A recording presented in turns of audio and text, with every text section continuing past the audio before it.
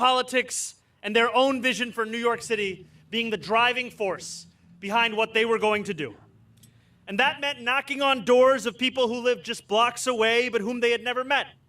It meant asking questions instead of assuming answers. It meant listening instead of lecturing, finding common ground. And that experience taught us something simple and profound. Democracy works best when people are not treated as an audience, but as an active part of it. Governing demands the same. That is why we are here today. We are gathered at Grand Army Plaza, surrounded by powerful symbols of public life.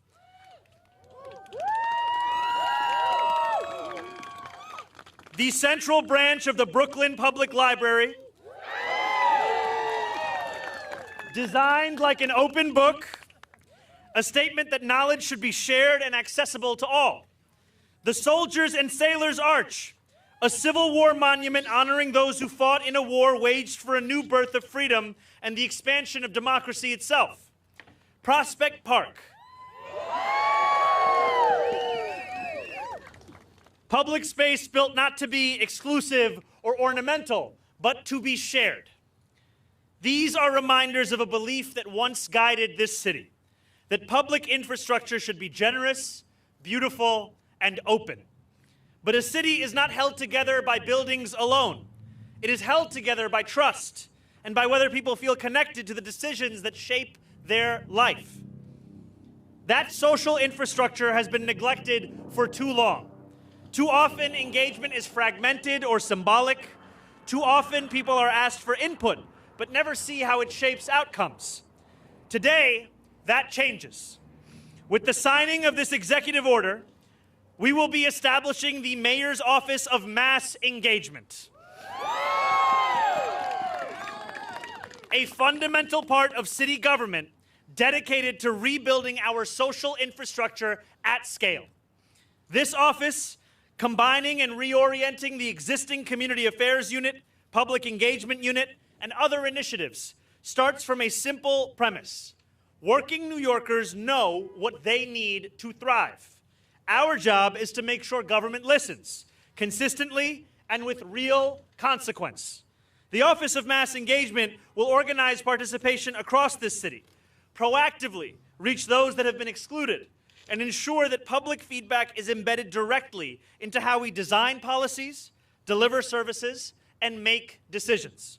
And to lead this work, I am proud to announce that Tasha Van Auken will serve as commissioner.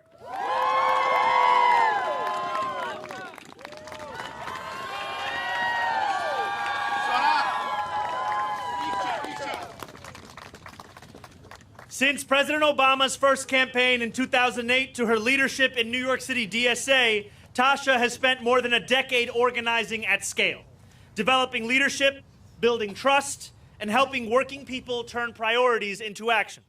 On our campaign, she mobilized more than 100,000 volunteers who knocked on more than 3 million doors. Not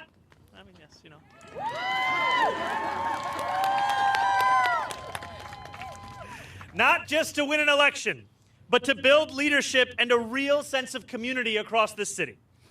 She also spent many years working at the Blue Man Group, which means she brings both organizing discipline and an unusual tolerance for chaos. The Office of Mass Engagement reflects how we intend to govern, with humility, openness, and a firm belief that democracy is strongest when it belongs to the people, not just in theory, but in practice. And we should be clear about how this work will be judged, not by how many meetings we hold or surveys we collect, but by whether people can see their voices reflected in the decisions that we make. Judge us by whether engagement changes outcomes. Just as past generations invested in the public spaces around us, this administration is investing in the civic fabric that holds our city together. And that same commitment to openness, participation, and rebuilding trust in our institutions guides how we approach every part of city government. That is why today I am also announcing that Ali Najmi will serve as chair of the Mayor's Advisory Committee on the Judiciary. Under Ali's leadership, this committee will take on a more public and engaged role, reaching beyond City Hall to the wider legal community, demystifying the judicial selection process, expanding who participates in shaping our courts, and ensuring that our city's judicial system applies the rule of law universally and does so without favor. This includes proactive engagement with legal services organizations, bar associations, and minority and affinity bars, with the goal of widening the pipeline and strengthening confidence in our judiciary. Ali is a civil rights and election attorney with deep experience in our local courts, a longtime bar association leader who has helped diversify the judiciary in Queens, and someone I've known and admired for more than a decade as a friend, an attorney, and a leader in this city. Tasha Van Auken, Ali, welcome to a new era in our city. I look forward to building it with you together.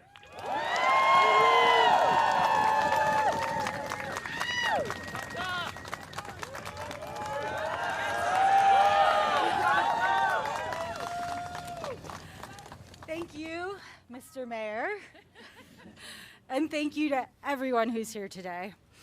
As a kid growing up in Park Slope and later Flatbush, the Brooklyn Public Library, this branch, was a constant in my life.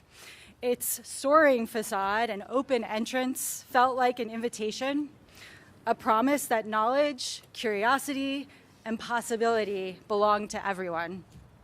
I spent hours inside of there researching school papers, scrolling through microfilm, not to date myself here, but lots of time with microfilm, trying to make sense of the world and my place in it.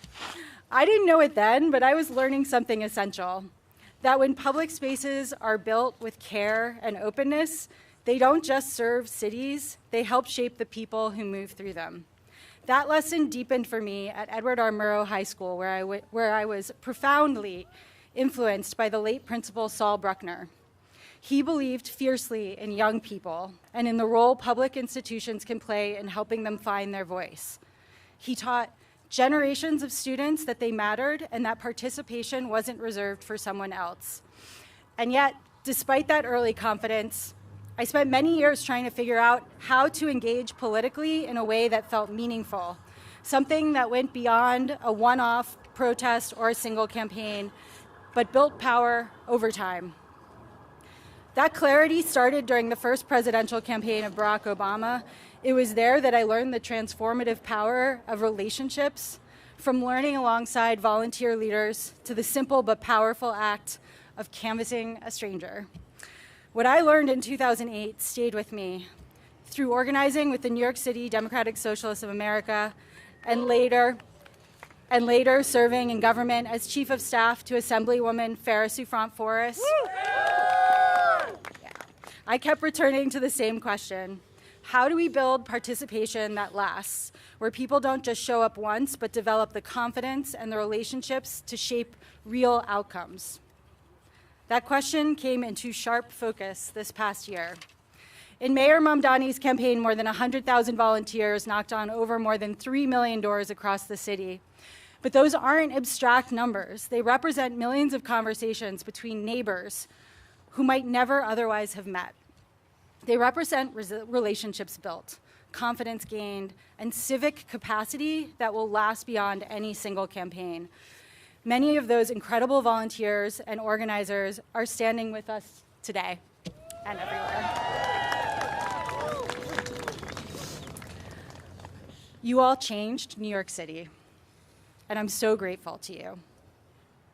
At a time when so many people feel cynical, overwhelmed, or isolated, often alone with their phones, we found a way back to one another. Some of the most meaningful moments for me were when somebody would say, "I never thought of myself as political," and then describe the community and purpose that they found through this work.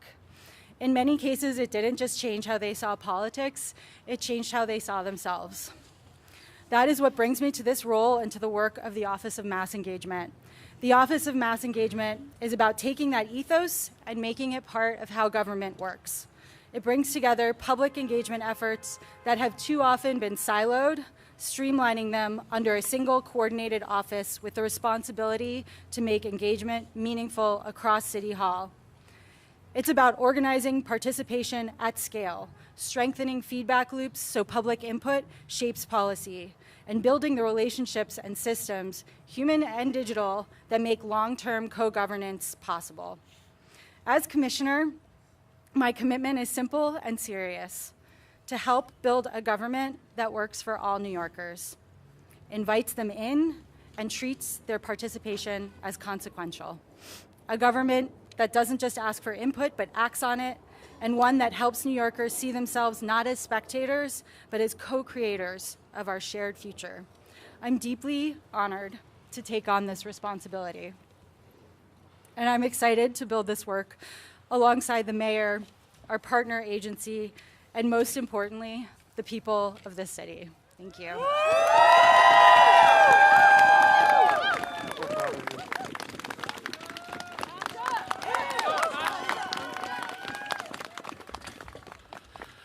Assalamu alaikum. Good afternoon.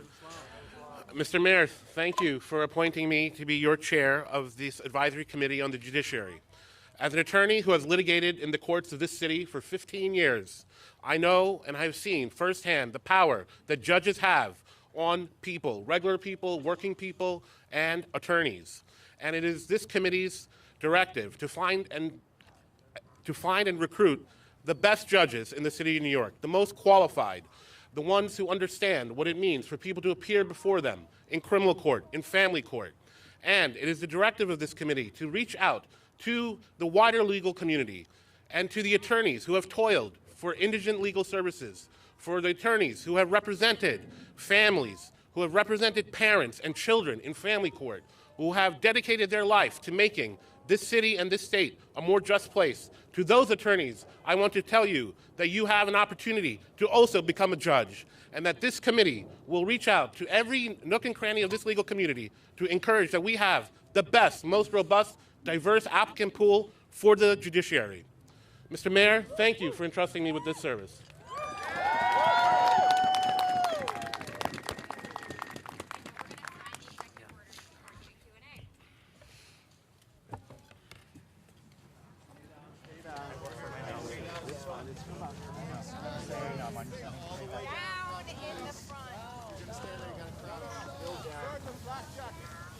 All right, guys, get down. Everybody gets the shot. Everyone over my head wants someone to squeeze in the middle here. Yellow back down, please. Yellow back down. Go, everybody down. Down. Still. Everyone go down. Thank you.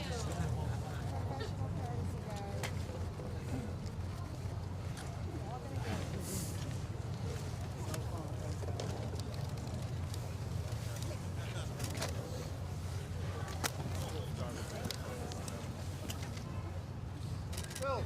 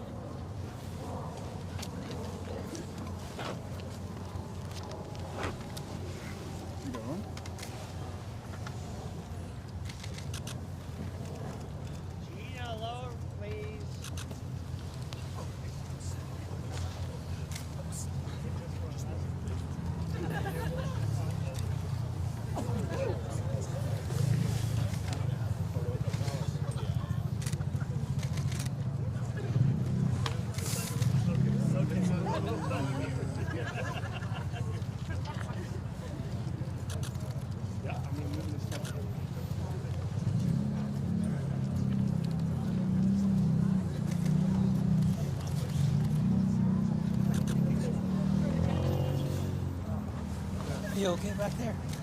Yeah. Matt, you want me to move a minute? Matt, talk to me.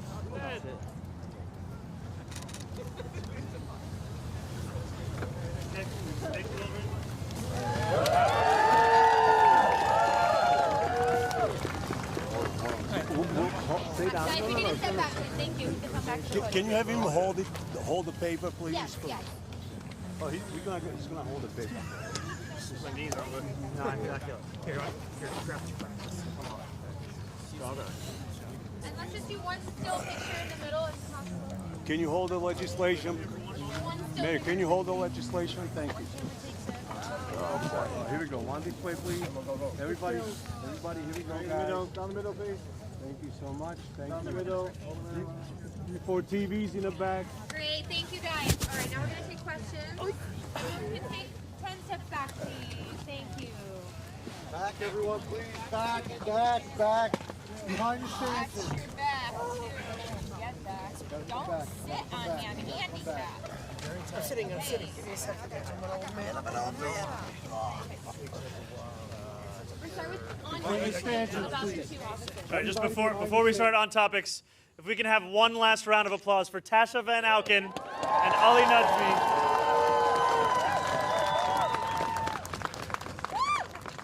And now we can begin with all the on-topic questions.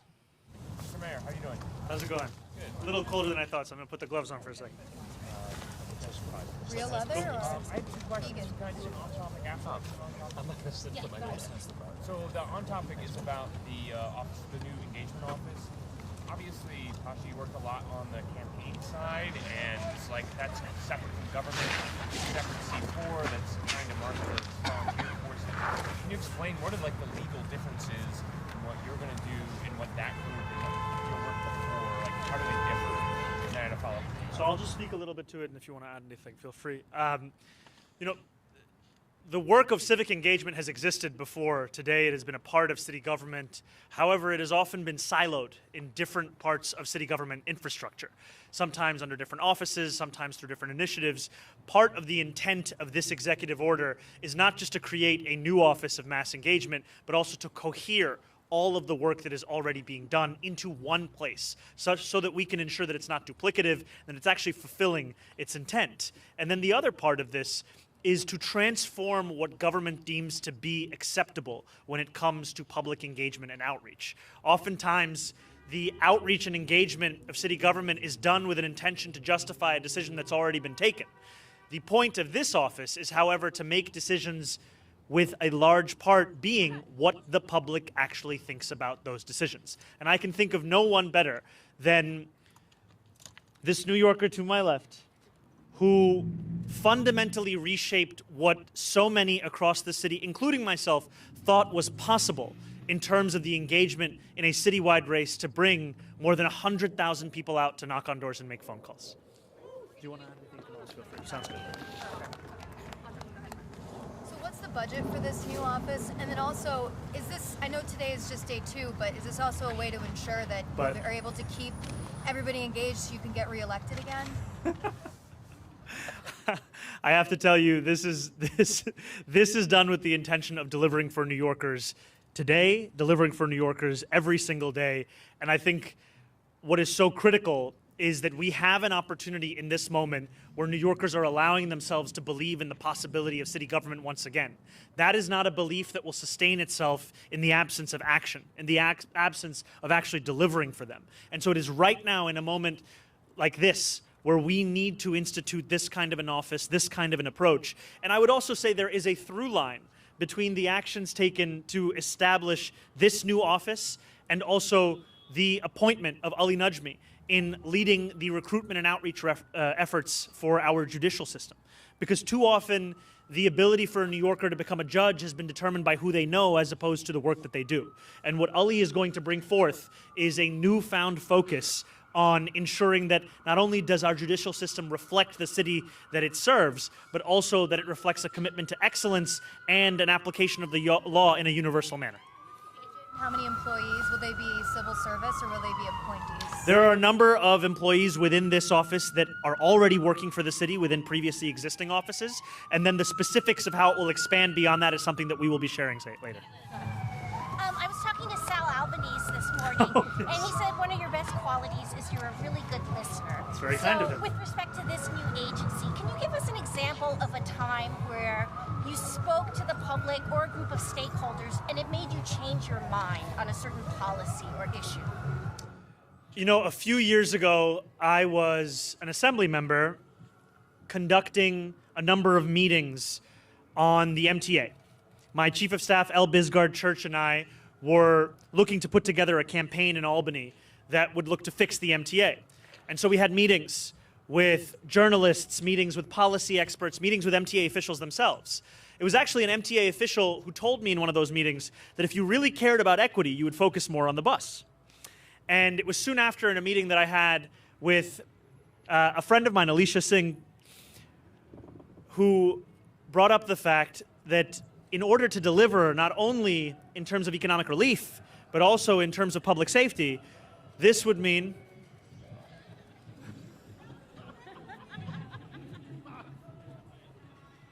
it's a pretty good song.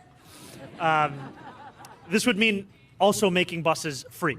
And those are meetings that then informed our approach not just to that legislative session, but then actually became a hallmark of the campaign that we ran. To do the same. Yes, and I think this comes back from a belief that too often in politics there is a temptation to pretend as if you have all the answers already, when in fact there is no New Yorker that has a monopoly on the answers that this city is asking questions towards. We need to have leadership and a city government that knows the answers to the most pressing questions, big and small, in this city, could come from New Yorkers themselves. The answers to the very questions that are flummoxing so many in the highest levels of government could in fact be answered by those that we are currently walking past or overlooking or not even listening to. And what I so love about Tasha and her work is that she sees within each person a potential to be that leader. She gives them not only the room to grow, but the belief that they can and they must grow. And that is also something that we have to deliver for New Yorkers at large. Hi, Darla Miles, Channel 7. Yes, how are you? Congratulations, day one. Thank you very much. Good to see you. This is obviously a massive undertaking, right? Coalescing all of these individual agencies in such a large city government. On a granular level, what can you tell New Yorkers right now of what that process of streamlining that is going to look like? And then on, after you already have these strategic initiatives, but when they should actually expect to see something, what a timeline might look like, what the infrastructure might look like right now, and then what that timeline might be, where people can actually become involved and see some results. Absolutely. So I think, first and foremost, this has an immediate impact in terms of restructuring city government itself, where we are taking these existing initiatives and agencies, bringing them together, and that is something that will change from today. And then it will change in terms of what we expect of ourselves and how we start to engage with the public at large. And that's partially why I said we should not be measured on the number of meetings we hold or the number of surveys that are filled out. We should in fact be measured by the way in which we incorporate that feedback into the decisions that we make. And that's something that I look forward to working with my commissioner on, to ensure that New Yorkers feel a difference in this era of New York City government, as opposed to are just told about that difference. Thank you very much. Off topic as well, yeah. This one's still on topic. Right. Okay. I have a question for the commissioner. Do you plan, so you're going to be getting feedback from New Yorkers to incorporate into city government, but the mayor also has this huge agenda that's going to need support from other levels of government, and there's been discussion of using DSA and using this mass volunteer movement that you've built to pressure the governor to support some of these initiatives, like taxing the rich. Is that going to be part of this office? When I just re-up Bernadette's question about the budget and how much staff are you going to have? So I am going to demand the world from Tasha in her new position as the commissioner of the Office of Mass Engagement, and I'm also going to give her more than 5 minutes before she gets into the position to have to answer some of the specifics around budget and personnel, though I do assure you that this is going to be an office that will have the backing of myself as the mayor of this city. And yesterday, I think it was yesterday, the inauguration, I mentioned in my speech that let us not allow victory to become an invitation to turn off the news. We have seen sometimes in our politics a description of success as the ability for Americans to return back to their lives. We want to make clear that our successes will be achieved together with the New Yorkers who brought us to this point and all others that call this city their home. And so that means that our agenda is not one that is going to be fought for simply behind the closed doors of city and state government, but rather one that the very New Yorkers who are here today and those that are hard at work across the city will be a part of advocating for.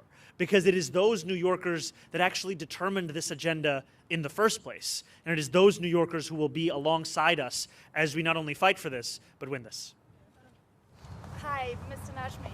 Congratulations, GC Edwards at Hellgate.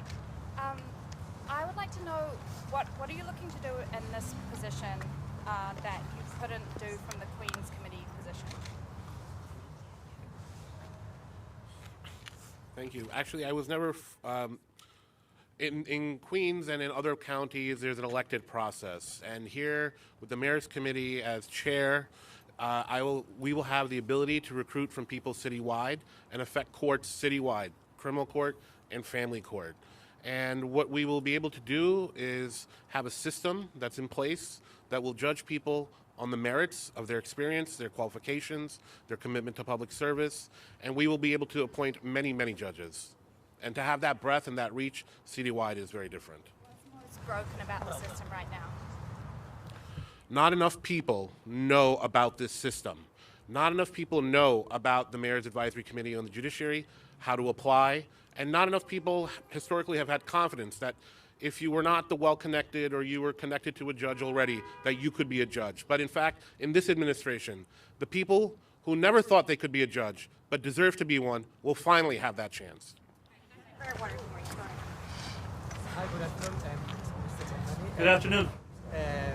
I'm Jan Tellez for the Agencia F News. Can you say your name one more time, sorry? Jan Tellez. Jan Tellez? Yes. Nice to meet you. What can the Latino community expect from Mayor Mamdani? Thanks. You know, I would not be standing here before you as the mayor of this city were it not for the Latino New Yorkers across the 5 boroughs. Latino New Yorkers, a majority of them supported us in the primary. We saw that only continue in the general. And what I've heard from so many Latino New Yorkers is a feeling that not only do they not see themselves within city government, but they don't also see their own struggles in city government, and the focuses of that government, and the priorities of that government. And what we are going to do is to deliver a city government that finally not only looks more like, but is paying more attention to the actual struggles of day-to-day New Yorkers. Latino New Yorkers face the highest levels of housing insecurity of any ethnic group in this city. When we are talking about the affordability crisis, it is hitting Latino New Yorkers at a disproportionate rate. And so when we talk about the necessity of freezing the rent for more than 2 million rent-stabilized tenants, when we talk about the urgency of making the slowest buses in America fast and free, and when we talk about the importance of transforming what is currently a $22,500 a year expense to send a child to childcare, that is going to be critical in ensuring Latino New Yorkers can stay in this city. Because I have heard from far too many who still call themselves, they are Latino, they still call themselves New Yorkers, but they actually live in Pennsylvania now. They live in New Jersey now. And that is because we have pushed them out of the city. It's time for us to actually not only keep New Yorkers here, but start to make those who left feel like they can actually come home. Can I ask a two-part question in a brief follow-up? Yes. So, would you address the criticism on the revoking the 2 executive orders on anti-Semitism? And BDS, some call it intentional. How would you respond to that? And the second part is the IRA definition on anti-Semitism is actually an issue that a lot of major Jewish groups oppose, and they support something else. Is there any measure that you would consider that would define what anti-Semitism is? So I was proud yesterday to sign a number of executive orders that will give my administration a clean slate to get to work on delivering a new era for New Yorkers, one where they can envision living an affordable and dignified life. And my administration will also be marked by a city government that will be relentless in its efforts to combat hate and division. And we will showcase that by fighting hate across the city, and that includes fighting the scourge of anti-Semitism, by actually funding hate crime prevention, by celebrating our neighbors, and by practicing a politics of universality. And when we speak about the IRA definition that you asked about. Protecting Jewish New Yorkers is going to be a focus of my administration, and I also know that a number, as you said, of leading Jewish organizations have immense concerns around this definition. And so what we will do is actually deliver on our commitment to protect Jewish New Yorkers in a manner that is able to actually fulfill that. Thank you guys so much. Sorry, there was a second question. You say it wasn't intentional, that this was on day one? In the first executive order, you, as the new mayor of a city, have to sign a continuation of all prior executive orders or a revocation or an amendment of all of them. And so what we did was to sign an executive order that continued every executive order that predated the moment when our former mayor was indicted, a moment when many New Yorkers lost even more faith in New York City politics and the ability of city government to actually prioritize the needs of the public as opposed to the needs of the person. And what we will now do is showcase that new era to protect each and every New Yorker and to deliver for those same New Yorkers in a manner that they have not seen under prior administrations. Thank you so much. All right, we're going.